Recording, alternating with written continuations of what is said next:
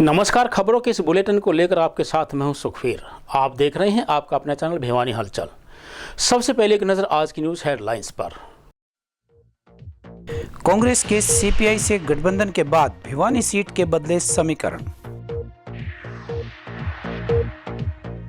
तोशाम से 19 प्रत्याशियों के साथ भाजपा की श्रुति चौधरी ने भरा नामांकन। भारी भीड़ के साथ कांग्रेस प्रत्याशी ने दाखिल किया नामांकन। कांग्रेस ने समझौते में मार्क्सवादी कम्युनिस्ट पार्टी के लिए छोड़ी भिवानी विधानसभा की सीट। अब खबरें विस्तार से। कांग्रेस नेता नीलम अग्रवाल ने भिवानी विधानसभा सीट से नामांकन पत्र दाखिल किया। नामांकन दाखिल करने के बाद उन्होंने कहा कि कांग्रेस पार्टी हरियाणा में पूर्ण बहुमत से सरकार बनाएगी। कांग्रेस पार्टी का किसी पार्टी से मुकाबला नहीं है। वहीं उन्होंने कहा कि उनको मौका मिला तो भिवानी का विकास वो करेंगी। भिवानी विधानसभा सीट से नीलम अग्रवाल ने अपना नामांकन पत्र दाखिल किया। हालांकि उन्होंने कांग्रेस प्रत्याशी के तौर पर नामांकन भरा था, लेकिन कुछ देर बाद कांग्रेस पार्टी ने गठबंधन के तहत भिवानी की सीट सीपीआई को दे दी। गठबंधन के कॉमरेड ओम प्रकाश साझा उम्मीदवार होंगे। आज लोगों ने और ऊपर कांग्रेस से सीनियर लीडरशिप से आदेश के, और मैं यही कहूँगी कि आने वाले समय में यहाँ भिवानी का जो विकास करना है वो आपको दिखेगा। कई दफ़ा बातों में हम सब लोग बहुत बड़ी बड़ी बातें करते हैं, लेकिन एक विज़न लेके हम लोग यहाँ पे आए हैं और ये बहुत सालों का संघर्ष है। केवल मेरा नहीं, पार्टी के हर वर्कर का, हर उस नौजवान का, उस बड़ी उम्र के लोगों का, उन महिलाओं का जिन्होंने पसीना बहाया है इसको आगे बढ़ाने के लिए।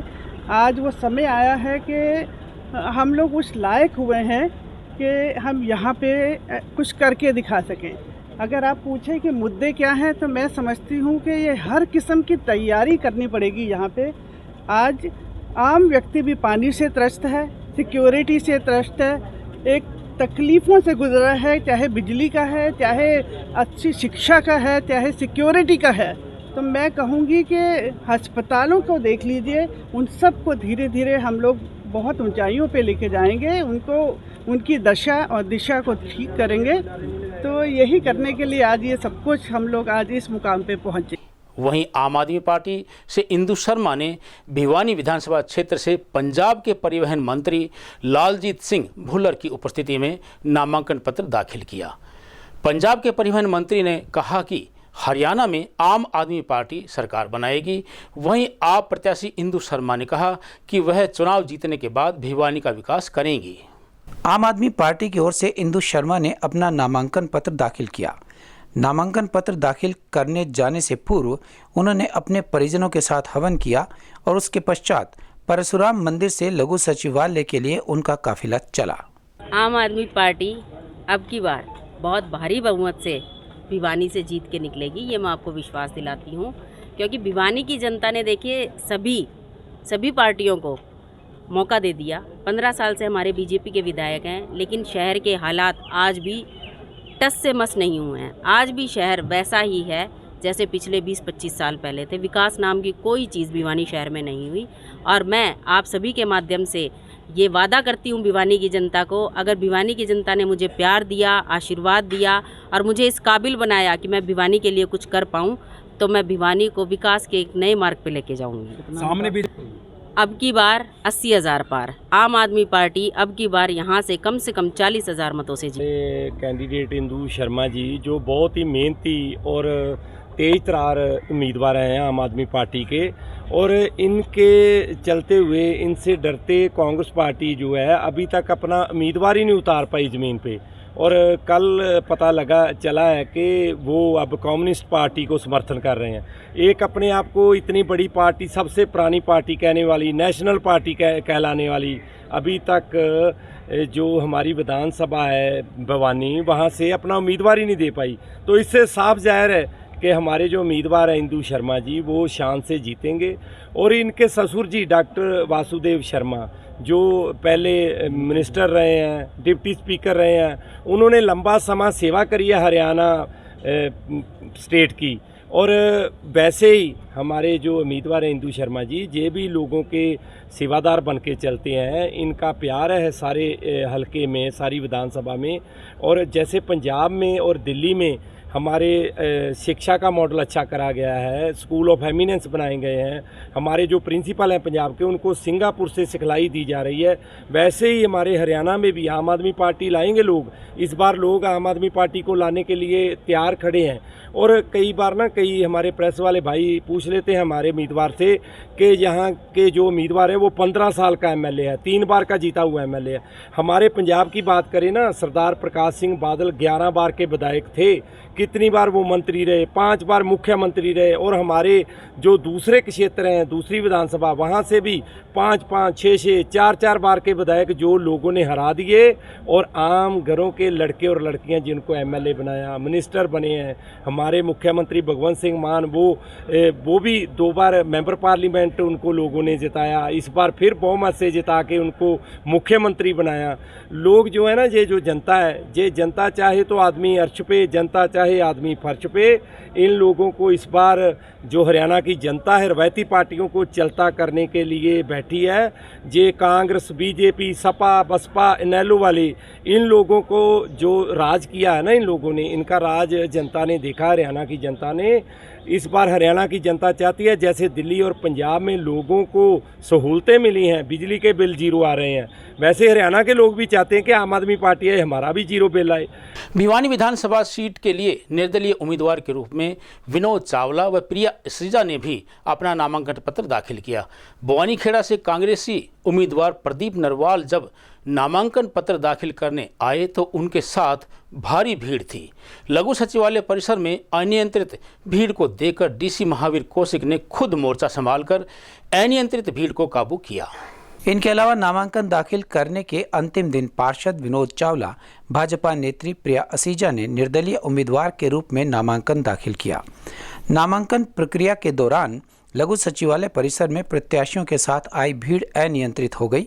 स्थिति को देखते हुए डीसी महावीर कौशिक ने स्वयं मोर्चा संभाला और भीड़ को उचित दूरी पर जाने के आदेश दिए। नामांकन प्रक्रिया के अंतिम दिन बवानीखेड़ा विधानसभा की सुरक्षित सीट से प्रदीप नरवाल ने कांग्रेस पार्टी प्रत्याशी के रूप में अपना नामांकन पत्र दाखिल किया। इस अवसर पर हिसार के सांसद जयप्रकाश सहित हजारों की संख्या में कार्यकर्ता उपस्थित रहे। सांसद जयप्रकाश ने कहा कि हरियाणा में कांग्रेस पार्टी की पूर्ण बहुमत से सरकार बनेगी। कांग्रेस पार्टी ने सभी विधानसभा क्षेत्रों से जीतने वाले उम्मीदवार को ही टिकट दिए हैं। बवानीखेड़ा क्षेत्र से कांग्रेस प्रत्याशी प्रदीप नरवाल ने अपना नामांकन पत्र भारी भीड़ के साथ दाखिल किया। हम सब की विचारधारा कांग्रेस पार्टी के जननायक आदरणीय राहुल गांधी जी का, मेरी नेता और जिन्होंने हमेशा मुझे मौका दिया है राष्ट्रीय महासचिव आदरणीय दीदी प्रियंका गांधी जी का, हमारे प्रदेश अध्यक्ष उदयभान जी, प्रभारी बावरिया जी, और हमारे नेता प्रतिपक्ष पूर्व मुख्यमंत्री जिनकी उंगली पकड़ के हम सब लोग यहाँ सारे कैंडिडेट खड़े हैं, माननीय भूपेंद्र सिंह हुड्डा जी, हमारे लोकप्रिय सांसद और हरियाणा के जन जन के नेता जिन्होंने यात्रा की हरियाणा मांगे हिसाब, जिसके कारण हरियाणा में पूरी लहर है कांग्रेस पार्टी की। बड़े भाई जिनका हमेशा मुझे आशीर्वाद मिलता रहा है, दीपेंद्र सिंह हुड्डा जी, जिनकी बदौलत आज भवानीखेड़ा में खड़ा हूँ। हिसार के लोकप्रिय सांसद मेरे पिता तुल्य चौधरी जयप्रकाश जी, और इन सबका सबसे पहले मैं धन्यवाद करता हूं। अब आप लोग पहले सवाल पूछे फिर मैं जवाब दूं। हाथ बदलेगा, हाथ देखिए, मुख्य बात यह है कि आज हम चुनाव के बीच में खड़े हैं और मेरा मानना है कि चुनाव भिवानी जिले में जो बवानीखेड़ा जो विधानसभा जो चुनाव है, इस चुनाव में पूरी ताकत चुनाव लड़ेंगे। और क्योंकि हरियाणा में दीपेंद्र सिंह हुड्डा जी के नेतृत्व में एक पूरी यात्रा आई, वो यात्रा बवानीखेड़ा भी आई, बाबूजी भी वहाँ पे थे, वो यात्रा हांसी भी गई, वो यात्रा हिसार भी गई, कुलाना भी गई, जिसकी बदौलत आज हरियाणा में सारे सर्वे कहते हैं कि वे हरियाणा में कांग्रेस पार्टी की कम से कम 2/3 बहुमत आएगा। मैं आपको कहना चाहता हूं कि जिस तरीके से लोकसभा का समय टिकटों का वितरण हुआ था, ठीक है ना, रात को 10:30 बजे लिस्ट आउट हुई। 10 बजे से पहले भारतीय जनता पार्टी बड़ी खुश होकर के सोई थी।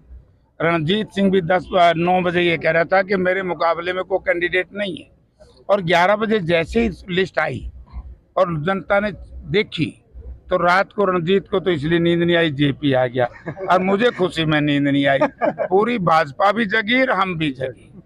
इसी तरीके से रात को जब ये लिस्ट आई है, मैं एक बड़े दावे और चुनौती के साथ कह सकता हूँ, आम गरीब का बेटा, आम किसान का बेटा, आम मजदूर का बेटा, मैं बाहर कहीं नहीं जाऊंगा। मैं यहीं से अगर शुरू करूँ, आप इस मेरी बात को मानोगे कि प्रदीप नरवाल एक गरीब मजदूर का बेटा है, दलित का बेटा है, और बड़ा भारी पढ़ा लिखा है, JNU से राम किशन फौजी भी क्या है? सुनो एक बात, कैंडिडेटों की बात कर रहा हूँ मैं। तो नंबर 2, हमारे जस्सी पेटवाड़ एक साधारण किसान का बेटा है, उसको टिकट दी। नंबर 3, मान अनिल मान एक गरीब के बेटे को टिकट दी। मक्कड़ का पोता यानी कि एक नौजवान बच्चा है, उस बच्चे को टिकट दी। सबसे हमारा एक साथी है उकलाना से नरेश सेलवाल, गरीब के बेटे को टिकट दी है। 2 बैकवर्ड क्लासेस के लोगों को टिकट दी है, रामनिवास घुड़ेला को और चंद्र प्रकाश जी को। यानी कि इतनी बढ़िया टिकटें दी। अरे इतनी बढ़िया टिकटें देगा, बाहर भीतर के राजस्थान तो सारे उरे के। कांग्रेस की टिकट कट जाने के बाद पूर्व CPS रामकिशन फौजी ने निर्दलीय उम्मीदवार के रूप में नामांकन पत्र दाखिल किया।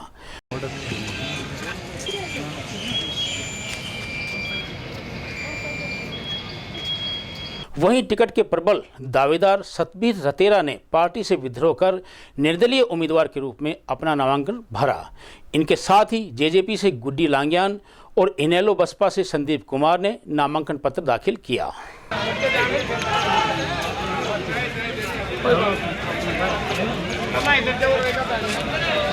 आपका बहुत धन्यवाद भाई, बगावत कौन करी हमी ने। मैं तो कांग्रेस पार्टी का सिपाही हूँ। कांग्रेस पार्टी की लड़ाई लड़ी है, चौधरी भूपेंद्र सिंह हुड्डा के नेतृत्व में लड़ाई लड़ी है, दीपक बावरिया जी के नेतृत्व में लड़ाई लड़ी है, चौधरी उदयभान के नेतृत्व में लड़ाई है। कांग्रेस का असली कार्यकर्ता हूँ, कांग्रेस के लिए काम किया। सर्वे में सर्वे 5 सब में टॉप में नाम, पार्टी ने नाम मेरा भेजा। ये चेले दफ्तर में चमची मार के ले आया, यो कांग्रेस का कार्यकर्ता कौन भाई साहब? कांग्रेस का कार्यकर्ता तो मैं हूँ। क्या कहेंगे, क्या फिर नेता चुनाव लड़ रहे हो आप? बगाओ थोड़ी है, जनता मेरे के लिए। आप चुनाव उम्मीदवार के लिए आप क्या कहेंगे? चौधरी भूपेंद्र सिंह हुड्डा का आशीर्वाद है, चौधरी दीपक बावरिया का है, चौधरी उदयभान जी का है। भाई दीपेंद्र हुड्डा का मामला एम्पियर है ना, आज हुए कैसे गिल्ला मेरे से इसने जमाने जब्त कराया कि उल्टा सोनीपत यूपी भेज दें। चेला यूपी में फाइल टाले लेगा, चेले गाड़े कुछ कौन रहे। हल्की समस्या की बात नहीं के थाड़ है, यो आया कहते समस्या तो हम ही ने बेरा है, समस्या नरी है। वो चेले तो पूछ के समस्या के हैं, पूछ रहे हैं तूने कह तेरा वोट से जीरो साइज का तो वोट टेको नहीं इसका तो पूछ ले भाई, तो फिर क्या हुआ? तोशाम विधानसभा क्षेत्र से भाजपा प्रत्याशी श्रुति चौधरी ने अपना नामांकन पत्र दाखिल किया। इस अवसर पर उनके साथ भाजपा प्रभारी विप्लव देव, सांसद धर्मवीर सिंह व सांसद किरण चौधरी उपस्थित रही। सांसद किरण चौधरी ने कहा कि वे चौधरी बंसीलाल द्वारा करवाए गए विकास कार्यों को आगे बढ़ाने का काम करेंगी। वहीं श्रुति चौधरी ने कहा कि तोशाम क्षेत्र के लोगों के परिवारों से उनका सीधा जुड़ाव है।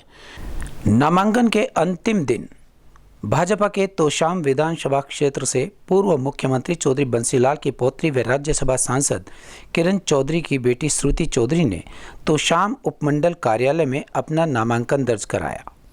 श्रुति चौधरी ने कहा कि वे इससे पूर्व भी लोकसभा का चुनाव जीत चुकी हैं तथा क्षेत्र के विकास को लेकर वे निरंतर कार्य करेंगी और आने वाले दिनों में जनता के बीच जाकर अपने पक्ष में मतदान की अपील करेंगी।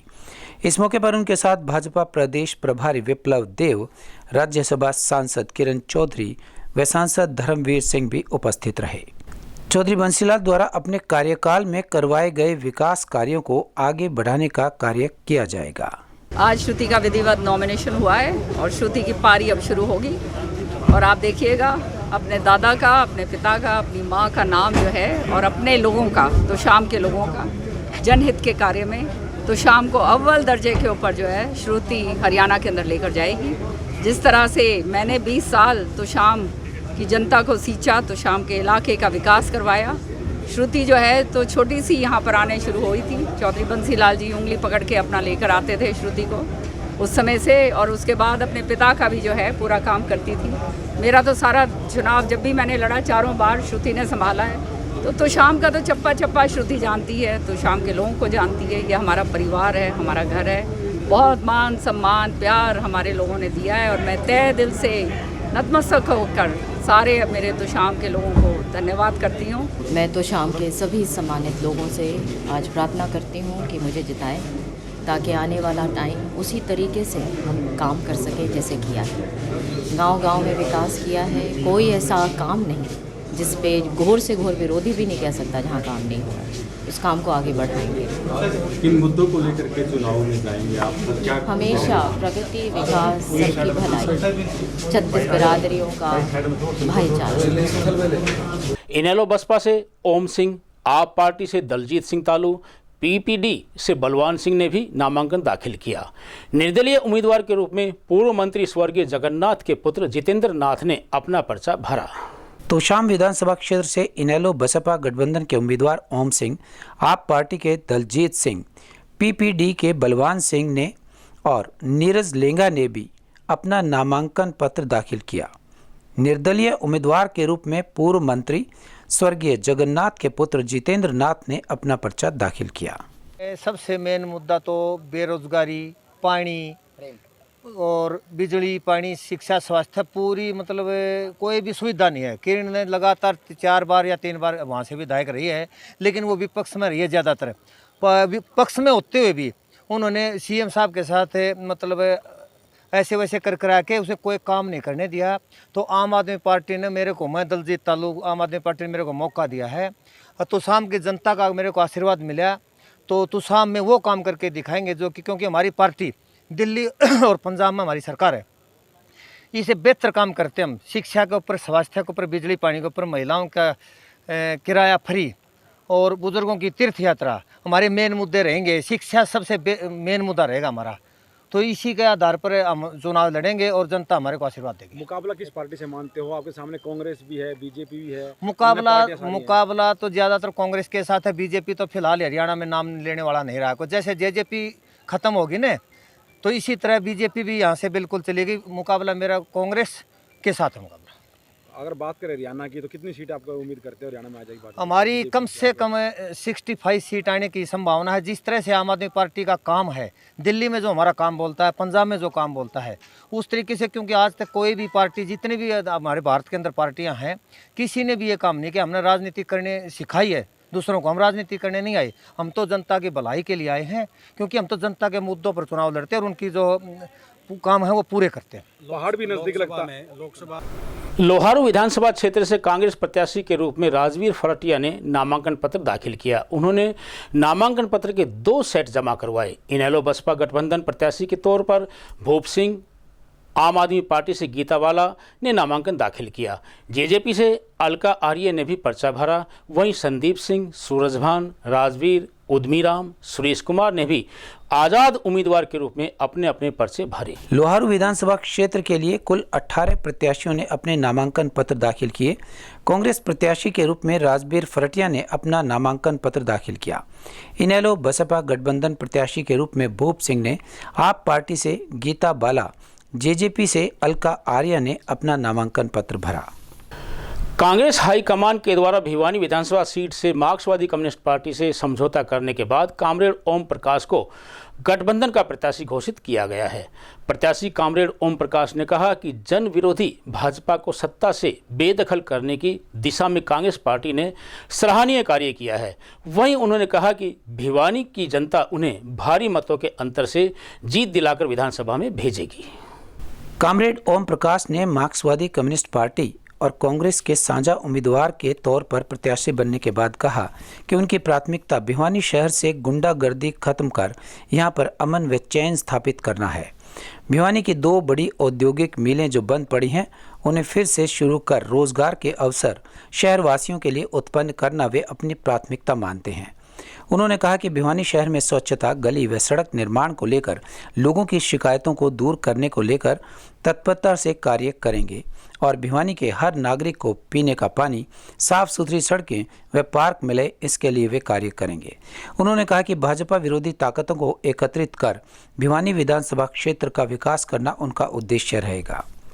कांग्रेस गठबंधन प्रत्याशी कॉमरेड ओम प्रकाश ने कहा कि जन विरोधी भाजपा को सत्ता से बेदखल करने की दिशा में मार्क्सवादी कम्युनिस्ट पार्टी व समाजवादी पार्टी के लिए सीट छोड़ने को स्वागत योग्य कदम बताते हुए विश्वास जताया कि कांग्रेस के समर्थन से भिवानी की जनता उन्हें विधानसभा में भेजने का कार्य करेगी। क्या रणनीति रहेगी इसको लेकर? देखो, सबसे पहले तो हम गठबंधन जो इंडिया गठबंधन है उसमें मुख्य विपक्षी पार्टी कांग्रेस है, CPI में है, उनका मैं धन्यवाद करता हूं कि मेरे जैसे आदमी को उन्होंने यहां टिकट दिलवाई है।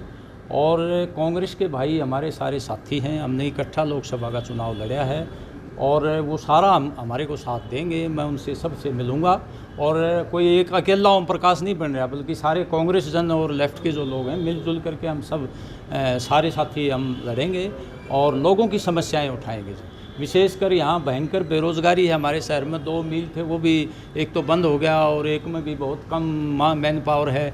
हम कोशिश करेंगे, हमारी सरकार आएगी गठबंधन की तो यहाँ कोई बड़ा कारखाना लगे और जो गरीब लोग हैं उनके लिए मनरेगा भी शहर में लगे और सीवरेज, पानी, बिजली, लाइट, गलियाँ, ये सारी व्यवस्था हम देखेंगे और भ्रष्टाचार के खिलाफ लड़ाई लड़ेंगे, गुंडागर्दी के खिलाफ लड़ेंगे। शहर में हमारे आने के बाद कोई गुंडागर्दी का माहौल यहाँ नहीं मिलेगा, हम उसको दुरुस्त कर देंगे प्रशासन पर दबाव डाल के और गुंडों को भी ये पता लग जाएगा कि भाई अब यहाँ जगह नहीं है। तो इसलिए हम मिलजुल के सब लोग, सब 36 बिरादरी के सभी धर्मों के लोग मिलजुल के ये समस्याएं हल करेंगे, विधानसभा में भी उठाएंगे। और एक मेरे दिमाग में है, जो गरीब लोग हैं वो पब्लिक डिस्ट्रीब्यूशन में खाली आटा और या अपना गेहूं और चावल आते हैं, हम 14 वस्तुएं दिलवाएंगे। हमारी केरल सरकार है, वहाँ 14 वस्तुएं देते हैं, तमाम ज़रूरी चीज़ें वो यहाँ लागू करवाने की कोशिश करेंगे। और अब चलते चलते मोदी सरकार ने सीनियर सिटीजन्स की आयुष्मान योजना में शामिल करने की मांग को पूरा कर दिया है। इस बारे में सरकार ने बड़ा फैसला लिया है। इस योजना के तहत 4.5 करोड़ परिवारों के 70 साल से अधिक उम्र वाले 6 करोड़ सीनियर सिटीजन्स को 5 लाख तक का इलाज मुफ्त मिल सकेगा। केंद्रीय मंत्री अश्विनी वैष्णव ने बताया कि अब 70 साल से ऊपर के सभी लोग आयुष्मान भारत PM जन आरोग्य योजना में शामिल होंगे। मोदी कैबिनेट ने इस फैसले को मंजूरी दे दी है। लोकसभा चुनाव से पहले जारी भाजपा घोषणा पत्र में ये बात कही गई थी कि सरकार के मुताबिक 6 करोड़ सीनियर सिटीजन्स को 5 लाख तक का इलाज मुफ्त मिलेगा। इसमें देश के करीब 4.5 करोड़ परिवार शामिल होंगे। केंद्रीय मंत्री अश्विनी वैष्णव ने कहा कि शुरुआत में योजना के लिए 3,437 करोड़ रुपए खर्च किए जाएंगे। जैसे जैसे लोग इस योजना से जुड़ेंगे, इसका दायरा भी बढ़ाया जाएगा। कहा गया है कि 70 साल की और उससे ज़्यादा उम्र के सभी बुजुर्ग, चाहे उनकी आर्थिक स्थिति कैसी भी हो, वे इस लाभ का फ़ायदा उठा सकेंगे। उनके लिए एक नया अलग कार्ड जारी किया जाएगा। इससे सीनियर सिटीजन्स हर साल 5 लाख रुपए तक के मुफ्त इलाज करा सकेंगे। और अंत में फिर से एक नज़र आज की न्यूज़ हेडलाइंस पर। कांग्रेस के CPI से गठबंधन के बाद भिवानी सीट के बदले समीकरण। तो शाम से 19 प्रत्याशियों के साथ भाजपा की श्रुति चौधरी ने भरा नामांकन। भारी भीड़ के साथ कांग्रेस प्रत्याशी ने दाखिल किया नामांकन। कांग्रेस ने समझौते में मार्क्सवादी कम्युनिस्ट पार्टी के लिए छोड़ी भिवानी विधानसभा की सीट। अब मुझे दीजिए इजाजत। देखते रहिए आपका अपना चैनल भिवानी हलचल।